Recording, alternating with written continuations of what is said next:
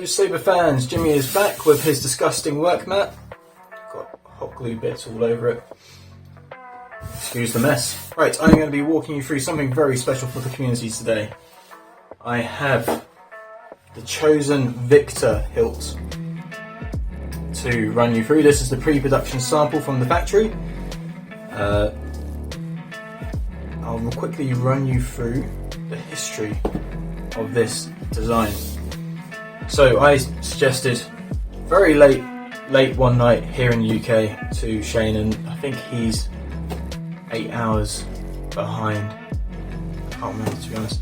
But I suggested very late one night, why don't we hold a competition to see what the community want, i.e. they can submit their designs, we narrow it down to a smaller batch ourselves, and then the community can vote on the last leg of it, of which one they would like to have made.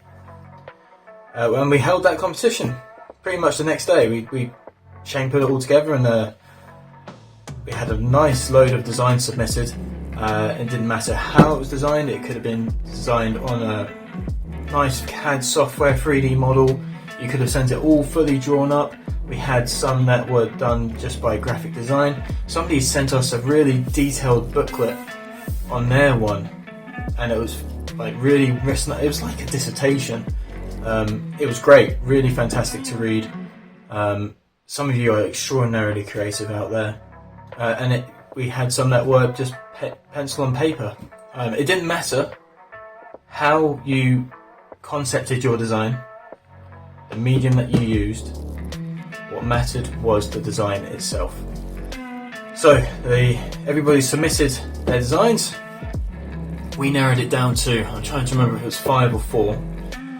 And there was a varied amount of different media used to create those designs, and then the community could vote out of those ones which one they'd like to have made. So part of our criteria was 1, to narrow it down. 1, had to look cool. 2, had to actually be possible to make. Some people create some fantastic designs, they really do. But man oh man, they would either not be able to be made or very, very expensive. And that's part of the criteria, and that was listed down as part of one of the hints when we initially held the competition. But there were plenty that could be made, no problem at all.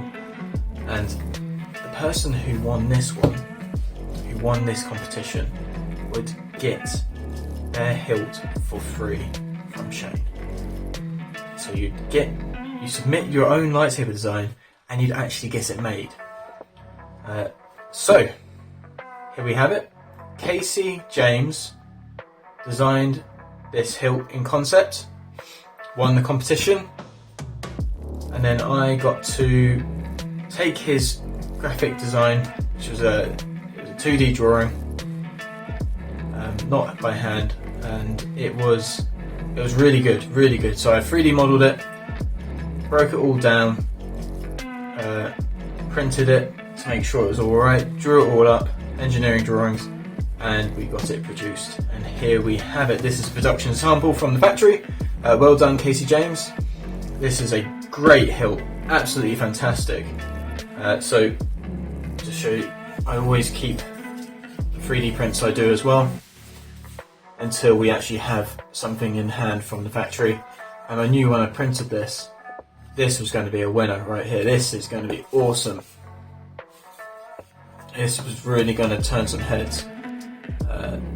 Really, really cool. Very rough print, very quick, just to gain like the scale. As much as I can measure it on the CAD and do drawings, sometimes it's best to just get something in hand, and this just felt awesome. And so we'll put that to the side for the moment. Stay. Right. Box designed by our man Christian Cruz, the best box designer in the game. Very, very nice. If you watch my other videos, I'm a big fan of his work. He brings a lot of character to Saberbay hilt boxes, to my designs. Great work. Right, let's get in here and actually see it. So, I forewarn you, I have already installed this. Yours will not come installed unless you buy one that Shane's installing, but they should come empty. The box. So the reason I've installed it now is so I can walk you through absolutely everything about this hilt. This is gorgeous. This is absolutely awesome. Very, very cool. It's an absolute fingerprint magnet, but I imagine like a weathered version of this would be absolutely incredible. But you can choose to do that or not. It's entirely up to you. Right, so let's go over. There was only, I think it was one thing that I had to change about Casey's design, and it was to do these copper pipes here. They're originally all one piece, so you had one up here, tight bend round here into this box here, and another one on the outside going around tight bend into this box as well. So the only problem with that is that if you try to bend a copper pipe with that small of a radius, you will put a kink in it, and it's just too small of a radius for it. You can research natural ability to bend pipes. They have a natural modulus that they have to follow before they start kinking. And I did buy some copper pipe as well myself, and I'm trying to see if this is the one. Yes, tried to bend it round and I couldn't achieve a good radius on it at all, let alone one that was not going to kink, because I ideally thought this would be a great plunger, switch plunger up here, of which, so you'd want to pass some wires up and down these tubes. So first of all, if you put a tight radius in it, it would kink, you wouldn't be able to pass your wires through. Second of all, if it was just a solid piece of copper coming to here, that would actually flap around if it's just held down by these 2 points here. It wouldn't be rigid, no matter how much you'd recess it by, but you also had to hold it down somehow. It would just flap around, you'd knock it out, you'd bend it, you'd ruin it. So this is the best solution. It's you got a short bit here, and two long bits here, and the wires can pass through there nicely. So that's the only thing I had to change. The rest of the design was absolutely solid, and that's what you want. That's what I wanted anyway out of this, and that's what Shane wanted out of this. Something that's absolutely solid, really robust, and that's exactly what Casey had concepted. So let's go from top down. We've got a polished aluminium emitter. My fingerprints are all over this. We've got a black anodized emitter with this penny-like anodized aluminium shield over it. At the back we've got a plunger of the same anodizing colour as well. Got our copper pipes, as you know, and this housing here. We've got a brass reduced diameter neck part here. We then move on to the main body, which is all anodized, polished aluminium. And we've got some Graphex-like areas here with some nice brass pins. Very good. Some nice detail all the way around that. We've got a clamp section here. The clamp section isn't actually a clamp. The detail on his design, there was like some screws around here, or at least some little circles there, I think they're representing screws, but this is a great way to actually get this whole outer body here to grip onto this inner body really nice and tight as well. The clamp itself, fake clamp, is a switch plunger here. This lever here, if you unscrew this main screw here, you can flip this up and down, but it does nothing. This is all one solid bit, which is great, because I don't know about you, but I really don't like when you have loose parts on your Saber. But hey, you might like it, but it didn't suit the design equally, it didn't meet the criteria of the concept either. Down here you meet the nice exposed anodized black body. It's a nice grip section here, feels absolutely great in hand. Actually the whole thing feels absolutely solid. And then you come down to the pommel, which comes with a belt loop already attached. You don't have to do it yourself. I know a lot of you don't like doing it, and neither do I, because it never goes to plan. I have scratched up a hilt, put one on before, slipped right through it. It was disappointing. But no, it comes already attached for you, and within this pommel we've got a nice resonance chamber, and you've got your sound venting at the bottom here. Right, so that's the hilt. Really nice range of materials and finishes, absolutely fantastic. This clamp position here, you call it clamp position, clamp card, a fake clamp card. You can flip this either way up, it's entirely up to you. That's it. So, right, let's talk about switches. Got a switch here, I've already mentioned that, and we've got a switch up here. So it is a 2-button setup. You can choose not to use this or not to use this, it's entirely up to you. If you're wiring this up through here, it's a little bit more fiddly, but I will be posting up some photos and a guide on how to do that. And I've already sent them to Shane as well. So it's not overly complicated, but it is more fiddly.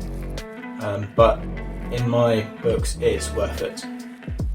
And so with the chassis, you'll get a little print that sits here to help insulate your switch, and one that goes in here as well, which if you want to gain access to the back of this, you put your finger down here, grip the black emitter, and you unscrew it, and then there's 2 screws behind here that hold that housing on to the shield, and you can just unscrew those with a flathead screwdriver. It's really simple assembly, and you can use the same screwdriver for these 2 flathead screws here as well. Wiring it, as I say, you might have to look at my photos if you can't figure it out. It's fine, it's not the easiest thing in the world, but it is perfectly doable as I have done it. Right, so let's open it up. So since it's already got two switches in the hilt, you have got a fixed part of the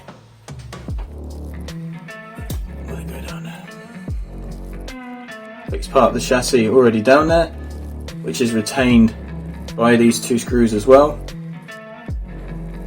Move that back. Stay. Good. So that's already down there. It holds a stock short pin emitter PCB, and these are just 2 1.5mm tactile switches in here. And then what we had down here was a stock 2 switch NPXL PCB pin side here, and then we have the rotary flat side on the end of our chassis. So your chassis, if you're buying the print, won't look like this. I've got a thing for this sparkly blue colour at the moment. I know it doesn't look realistic, but I like it. And so we've got a 28mm speaker down here, capable of taking in really deep speakers. We've got an 18650 spring-loaded battery tab compartment here. Got a high amp kill switch right here. Got your board here. Got an OLED screen here. Big area for a big crystal right here inside the chamber. And then, as I said before, the stock emitter, NPXL double switch PCB here. It's very loud, really loud. So this sits all the way down here, but when it goes down there, there's a nice chamber down there, and it resonates. It sounds wonderful. It's insanely loud. I forgot to mention. I think I forgot to mention your blade retention screws right here on the side. Easy access. So, taking that out, grab a battery, my worn out tester battery.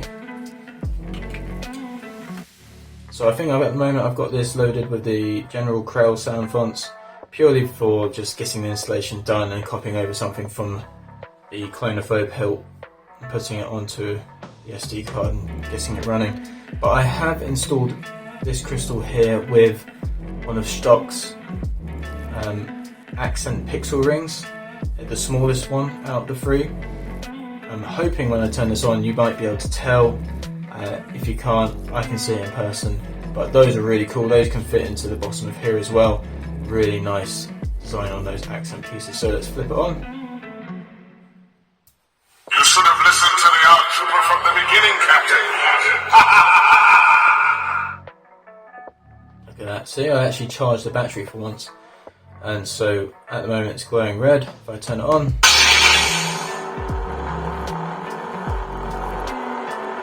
turns to green. Now I've actually got like a sequence of the LEDs, a turbine sequence, which I got from FET263's site. Speed up when you turn it on, and slow down, change colour when you turn it off. Very, very nice. I like that a lot. Right, it's a really simple install as well. There's loads of wiring space. This is a very roomy hilt. That's not a detriment. This feels absolutely wonderful in hand. It's not Ultra Saber size whatsoever, as you can see. It's just a perfect hilt. Slide that down here, and that's as much as you expect it to sit out by, so you don't have to bother trying to shove it down deeper, anything like that. Pommel's got nice big space on it. Tighten that down all the way, like so. As I say, this is a pre-production sample, so if you see anything like a little scratch here and there, it's stuff we've pointed out to the factory already, but as a pre-production sample goes, this was really good. There was a bit of just a little nick in the thread down here, which is resolvable, but we pointed it out. And that was it. The factory did, again, a great job on this. They keep on proving their worth time and time again. Right, so that's in there. Let's turn it on.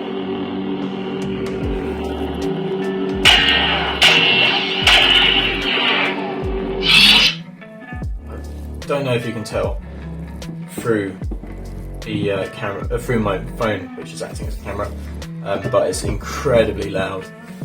And at the moment I'm using Profi, and I've got it set to 1800 on the config, and it is more than loud enough. As you can see, my quick 3D print to check it, the overall size, pretty bang on. This is a great way for me to be able to tell if something is the right scale, as much as I can measure it on screen, or check the drawings or anything like that. And actually having something you can hold in hand is a big plus. Right, so stay there. Right, put a blade down there. Trying to do this without bashing.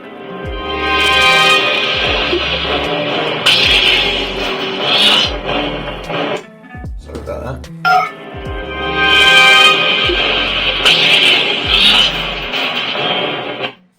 I keep on pressing that by accident, just because I'm trying to hold it down so I don't whack everything around my desk. But as you can see, blade lights up nicely.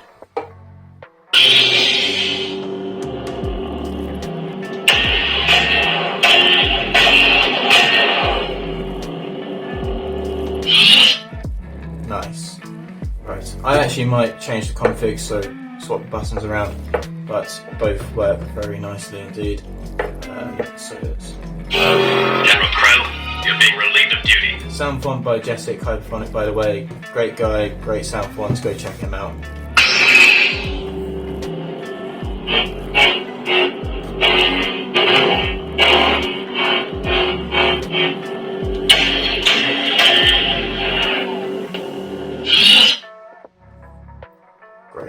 Great set of sound fonts.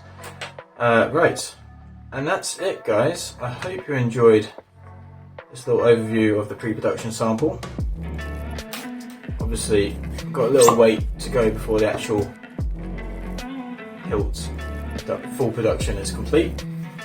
But in the meanwhile, we've got some really cool projects coming up again. Pretty sure Shane just did an update regarding the clonophobe, regarding the turn, regarding the straight talker. I don't have anything else I can tease at the end of this just yet.